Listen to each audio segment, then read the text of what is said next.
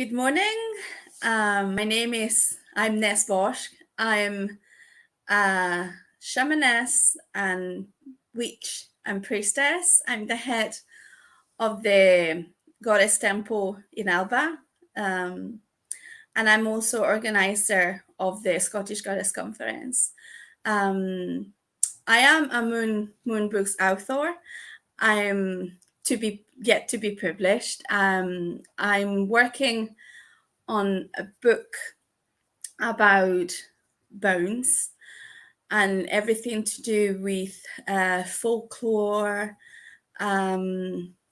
deities related to bones, the cult of bones, and magic, the magic of bones. And my book is literally a big bag full of bones, let's say, and I'm very excited about this, and I look forward to the last stages of the writing process. Hi, Trevor. I see people popping up. So today I'm going to be talking about two goddesses that are actually related to bones, and I hope you are going to enjoy my talk. So my talk is called Baba Yaga The Cailleach, Goddesses of Storm and Bones. So on the contrary to what some pagans still believe, the Cailleach is not a deity that is original to the British Islands. If we look at the writings of Herodotus from the 5th century BC, we find references to the goddess Cailleach as a goddess of the tribe of the Gaelesi in Iberia. The Gaelesi will be the tribes that used to live in what is now Galicia in the northwest of Spain. Obviously, Galicia now is it's a smaller territory, but in the old days, these tribes, the Galician tribes, will actually live in parts of Portugal as well. So we have this Iberian goddess that actually conquer the British Islands, we can say that, and became the great architect of the Northern Lands. So we have the Cailleach as a creator goddess of the landscape, and she models the landscape at her will. We know that this is, she created Scotland. She created different places in Scotland, different glens and lochs, but before she arrived to Scotland, she passed through Ireland. And in the time she was in Ireland, she also modified the landscape and also created different places. And we find that, that's one of the reasons the Cailleach is a very important deity for both Irish and Scottish. And if we, when we research, we also find references of the goddess shaping also the landscape in Scandinavia. And we can say that we find ourselves before a great mother goddess of the north. So Cailleach is very old, okay? she's so old that we could actually be before the very personification of the winter season. And in addition to that, she is a personification, she represents all the meteorological phenomena of that very season. So she is the rain, she is the storm, she is the wind, she is everything that is related to winter. The Cailleach is wild and powerful, and we can say that she is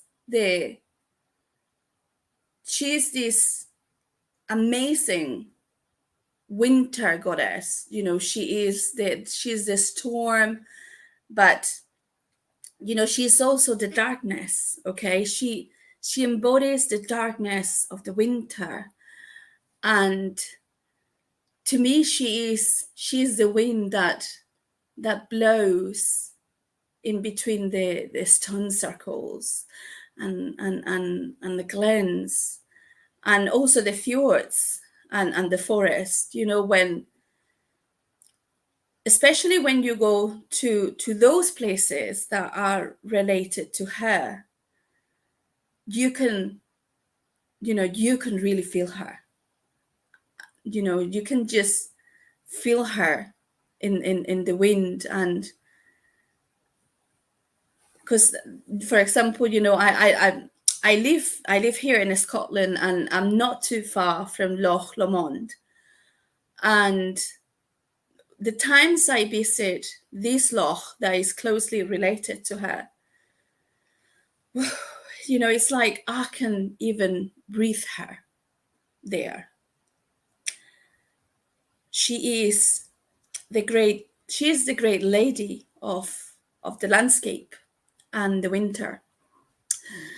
And in their stories, she's related to bones. And especially, one of her stories tells how a friar visits the Cailleach with his apprentice, and he's sitting with her by the fire, and he asks her how old she is, and she says to the friar that ever since she turned 18, she has been keeping a cow bone for every year, turned upstairs in her attic. So the friar sends his apprentice upstairs to the attic to count the bones, hoping to find out the age of the Cailleach. So the apprentice starts counting the bones, and the friar keeps asking, "Are you done yet?" And he's like, "No, I'm still counting. I only got like so little bones." And at one point, the friar just gives up, and they just accept and agree that Cailleach is indeed very, very old. So I know the story says that the bones she keeps are from a cow. But this is a personal impression, okay?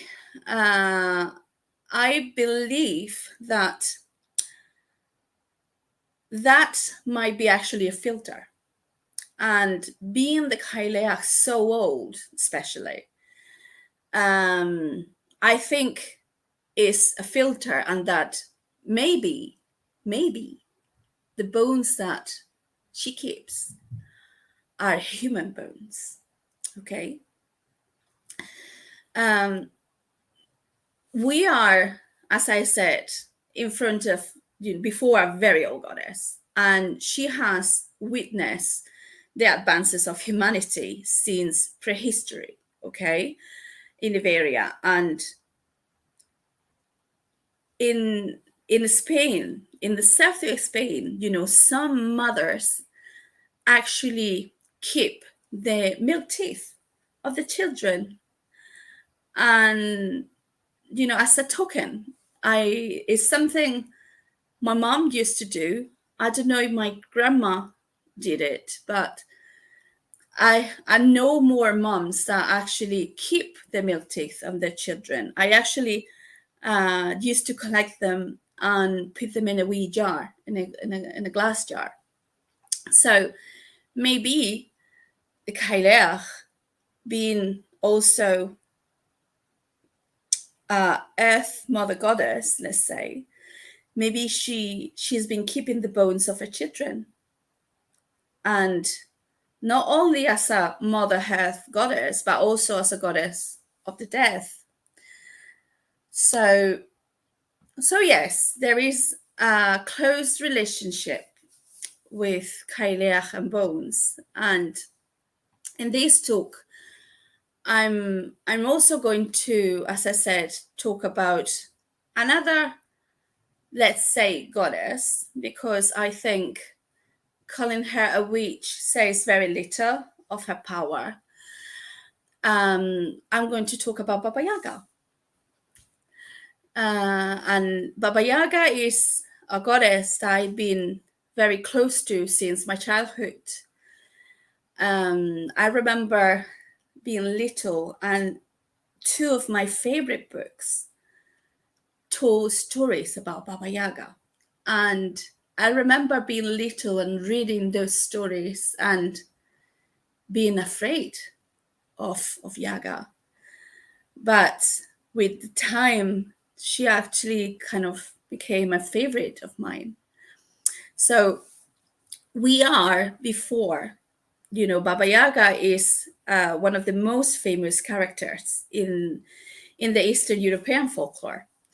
And she is also, like the Cailleach, close to bones. So we have first mentions of Baba Yaga in a book from 1755, but we know that she's been part of the oral tradition of the Slavic folklore and folk tales for centuries. For what we know, okay, and this is something some scholars agree with, Baba Yaga could be the late version, let's say, of a goddess of the Slav people, like the Cailleach, a hearth mother, mother goddess, and also a very early goddess of death. So we have an image of Baba Yaga. She is in a way more fearsome than Cailleach. And when someone says Baba Yaga, we all instantly go to to this image of her hut with chicken legs. And but in some stories, she is actually represented as kind of an skeletal woman, and that you can actually see part of the bones through her clothes. And sometimes some of the tales say that her legs are actually bare bones.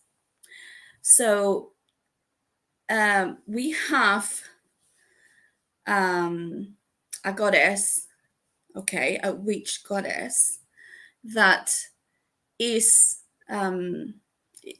could be the very ancient goddess, death goddess.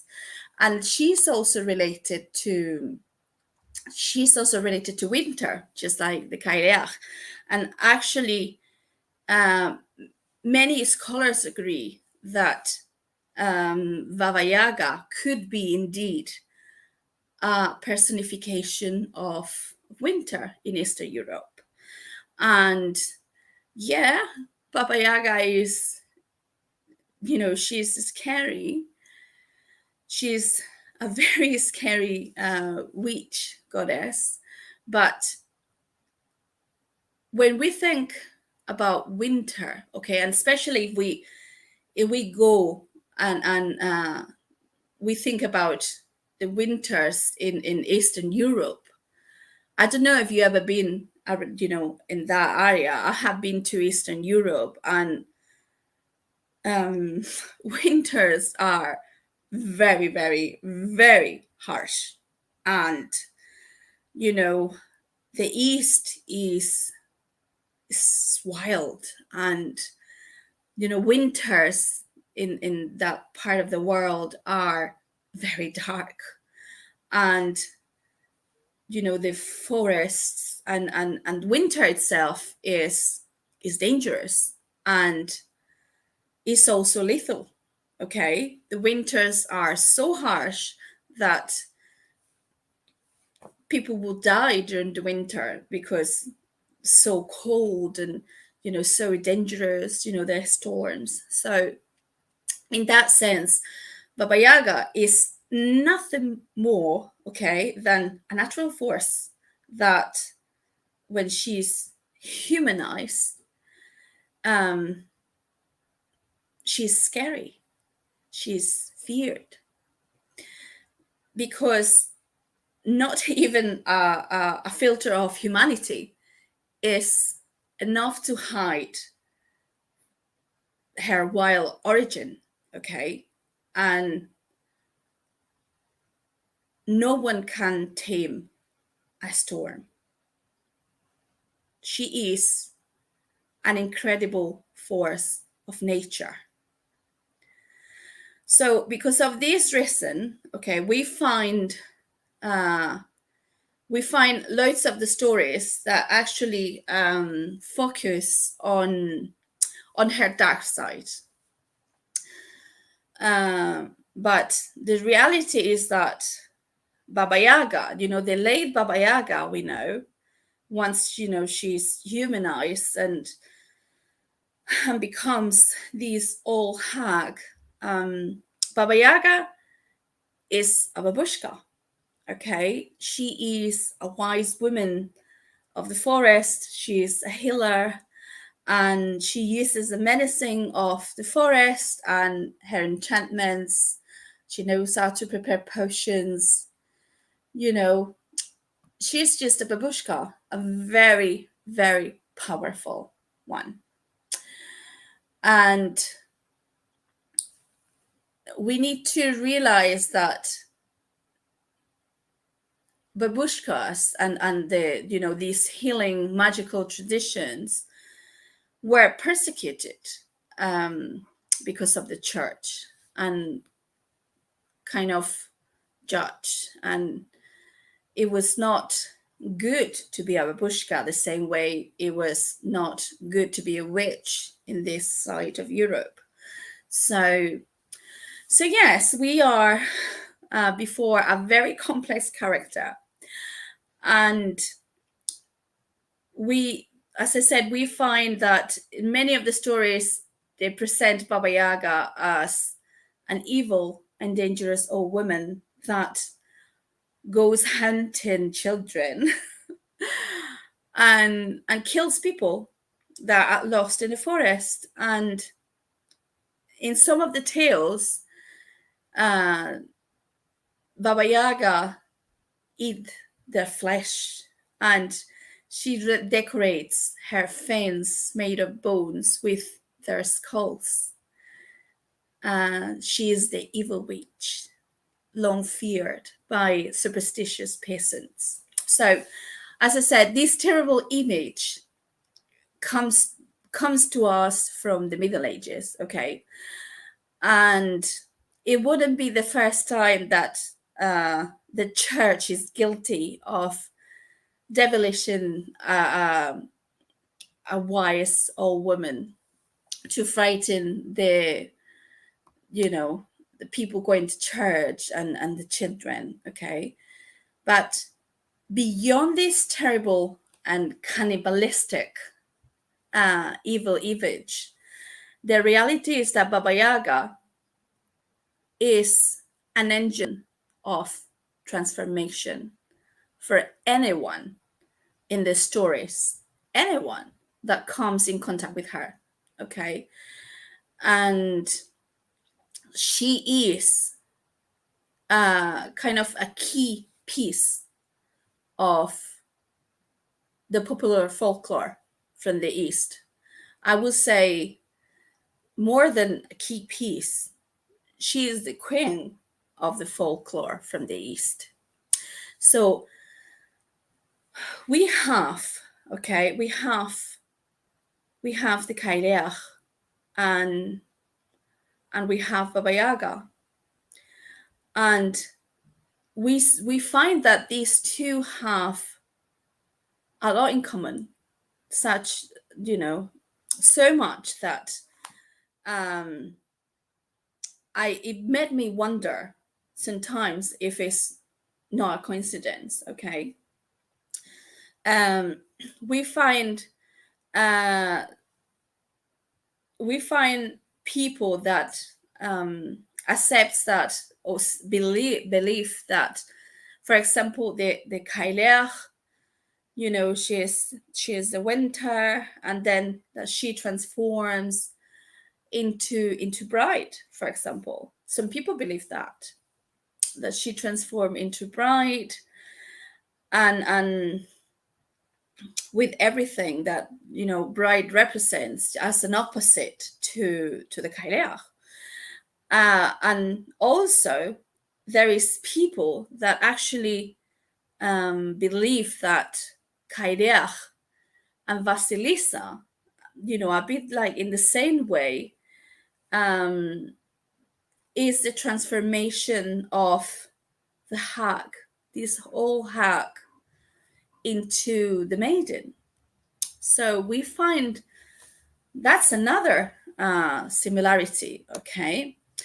So we have these two goddesses that represent the hag goddess archetype. So both of them are, the winter, the wrinkly old women, ugly. The Cailleach is even blue in some stories. They're powerful, but then there comes the spring and they transform into the maiden. They transform into this young, beautiful, unwise, in the case of Basilissa, maidens. Of course, bride is a different story, but yes, we can see that they're very, very close to each other, like very close. As an Iverian, okay, we know that around 4,000 years ago, 4,500 more or less, there was a massive migration from Eastern Europe. So from the steppes of Russia and Ukraine. So those tribes literally crossed Europe, okay, and arrived to Iberia, killing almost 100%, okay, of the Iberian local males during the Bronze Age. So this is why Iberian descendants, like myself, we have genetic traces of Siberian, Altai, and Mongolian DNA. So these tribes cross Europe, okay? Perhaps, okay, and this is a personal feeling, okay? Perhaps when they, we know the gods travel with people, okay, and these people cross the whole continent, and maybe they took the goddess with them. They took this ancient goddess that precedes Baba Yaga, and it it shouldn't surprise us, okay. And these men may have carried the cult of their goddess of death and winter with them wherever they went. So we can actually find mentions of giant goddesses in different places around Europe. Okay, so this earth goddess, this death goddess, will have maybe crossed Europe and maybe been abducted by the people of Iberia, and maybe the goddess settled there and it changed. And as I said, it should not surprise us, because Iberia, as an important place in as a crossroads for different cultures, we know that other deities coming from the Far East or other places arrive to Iberia, and they change, they evolve into different deities. That happens, for example, with Astarte. Okay, the goddess Astarte arrives to Iberia with the Phoenicians, and she evolves into different goddess, and also local goddesses take some of her attributes. So why not? Why can we accept that maybe this earth goddess, death goddess of the death from the east, arrived to Iberia, and the same thing happened here? Okay, and once settled, and her cult evolved, she will cross the sea and settle in the British Islands and part of Scandinavia. So we have this. I always had the feeling, every time I walk to a stone circle or to a cairn, also in Iberia, the megalithic culture, the remains in Iberia are absolutely amazing. I grew up very close to a place in Granada where you can actually find the biggest number of dolmens in the whole Europe. Okay, that means a lot of dolmens. Then there are a lot of dolmens there. So every time I find myself on near ancient burials and ancient remains, I had this deep connection to Cailleach, and I felt her very, very close every time I'm and I still do every time I'm close to a stone circle. And it used to happen in Iberia, and it still happens. Portugal, that is also full of amazing remains. But it happens here as well. It happens in every time I visit a stone circle in Scotland, and it has happened when I had visited one of those places in Ireland as well. So some people even say that the Cailleach is responsible for creating ancient burial places, okay?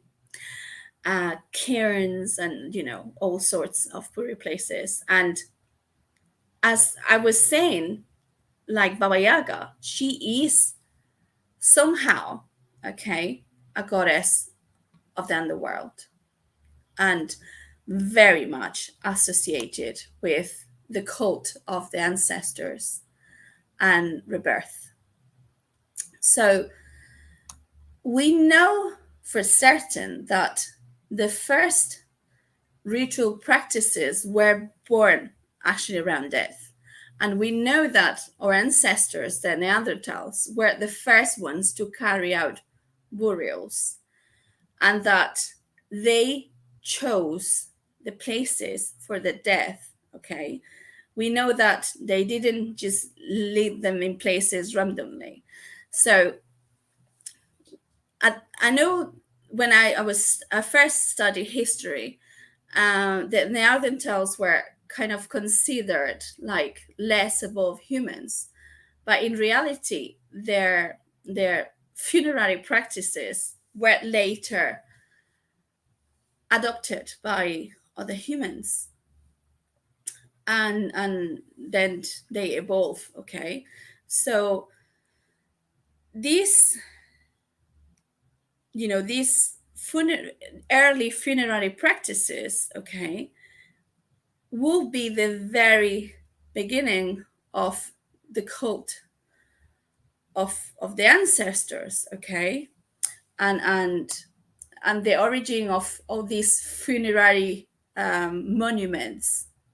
So I know I have gone far in time, but I had to, because maybe these early practices around the death, okay, with time could be actually in this context, we could actually see the birth of these goddesses of death that will later evolve into Baba Yaga and the Cailleach. So we are we are before, as I said, of two very important goddesses, and both related to the to the ancestors, to burials, to death, to bones. And of course I had to mention them in my book. But I wanted to share with you today this, and hopefully you you will find this information interesting. So I think we are to open some space for anyone watching, maybe to make questions. I see more people connecting. So hello, Annette from the Highlands. Hi. And I also see Heather. And I got a question here. Okay, yes. How would I suggest a way to connect with these goddesses? Okay, so not for beginners. This is not for beginners. I actually connect with them a lot through bones. Okay, I'm a Wesera. I'm a Wesera. I'm a bone woman. I'm a bone keeper, and I include bones in my practice, and I connect with bones. I use the bones to connect, for example, with spirits, or the spirits of the animals that the bones belong to. Okay, so I one of the ways I will connect with the Cailleach, for example, is by doing kind of a ritual or meditation with a cow bone. Okay, but obviously there are the great winter goddesses. They are. So if you want to connect with them, you just need to open your door and go out to the winter, and let the elements of the winter embrace you. I know we are nowadays we are very connected to, to our phones, to our computers, everything. But sadly, we are in a way losing connection to nature. I know people that fears nature. And as I said through the talk, winter is something to fear. And I understand that some people will be afraid of just going out in the winter, in the middle of the storm.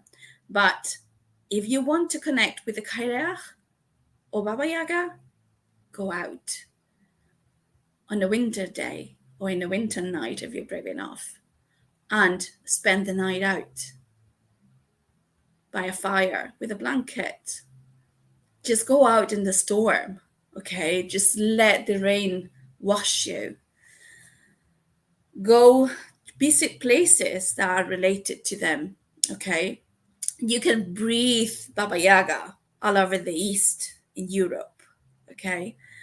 And as I said, you can breathe Cailleach in many different places, in Scotland and in Ireland, also in Iberia. I found, and it's funny because there is this, we know one of the names of the Cailleach is Cailleach Beata, okay?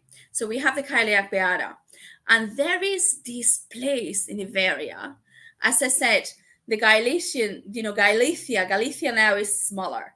That just, the territories of the Galicians, were bigger. So we have in Iberia, this region, okay, is called Beira. And I have seen Beira in winter, and you can just see the Cailleach there. And, it's very similar. Cailleach Beara and the name Beira, isn't it?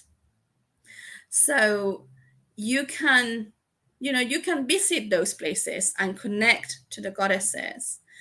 Obviously, as I said, I use bones to connect with them through different rituals or meditations, journeys, shamanic journeys. Because I do, as a shaman, I do a lot of journeys. And yeah, that will be, I hope that answers the question about how to connect with the goddesses. I'm going to see if there's something else. Anyone else has a question? I would say, if you want to, to explore, if you want to work with a deity, okay, this is a must do. Do your research, okay?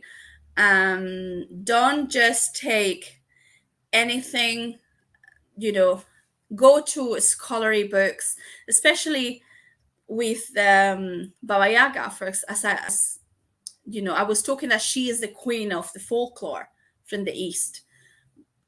Go to the tales, okay? Read the folklore, these fairy tales, because you are going to learn a great deal about Baba Yaga reading the old stories. So research is very important, and obviously then practice and connection. And if you, for example, if you want to work with them, these two goddesses are very broad in the way that they represent many things, okay? But I will personally, if I needed change and transformation in my life, these two goddesses will be ideal for this, to work with them, to get a change in our lives and to transform ourselves, okay?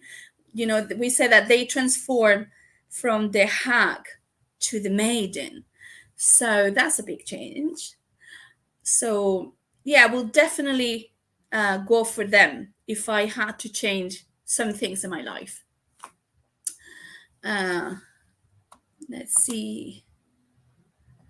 Someone said they love the beaches in winter. Yes, absolutely. I also love the beach in winter. You know, I don't just go to the sea in the summer. I think winter is a wonderful season just to go out to the wilds because everything is more raw. Okay, the energies are more intense. Everything is more intense during the winter, I would say, apart from if it's very hot in summer, that's intense too. But you know, the elements, okay, I'm talking about the elements, the way we find the elements out in winter. That's a wonderful way to connect with them. So I just see more people saying thank you and popping in the chat. Don't know if anyone else have another question, but I think, well, I hope you enjoyed the talk and that it made you curious about these deities, and maybe also has changed your perception about, for example, Baba Yaga, you know, just being this witch, you know, this dangerous witch of the forest. She's much more. She's much more than that. So hopefully you enjoy this. And if you are curious about how to work with bones and everything to do with bones, you have my book available through Moon Books, hopefully very soon. So thank you very much and see you around.